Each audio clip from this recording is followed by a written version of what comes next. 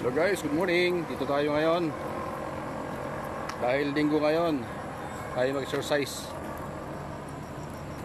Going to Haklagan. Ayan, meron tayong bagong bus terminal dyan. Papuntang Maynila po yan. Ayan, lakad lang po tayo. Exercise, papawis.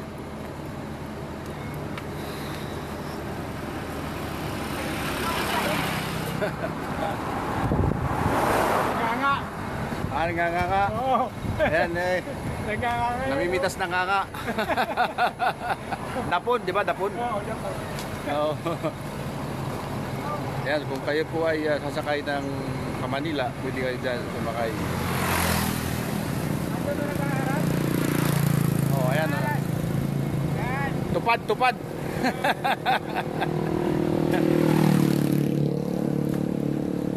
Ayan, linggo ngayon mga guys, kaya binigyan natin ng panahon ng ating sarili para mag-exercise.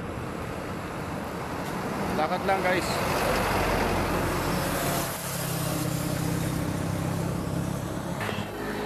Ayan guys, mahaba-haba ang ating lalakbayin.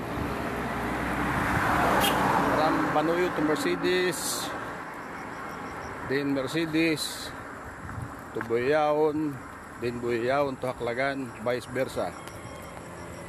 So nasa 10 kilometers po yan o mahigit ang ating tiga pataba na kayo. Malayo-layo ang ating lalakbayin ngayong umaga. Karamihan kasi guys ng mga tao ngayon nakamotor na. Kahit bibili lang ng asin, nakamotor. Bibili ng yelo, nakamotor. Kasi high-tech na. Kaya yung tao madaling magkasakit. Hindi na na-exercise, hindi na napabanat yung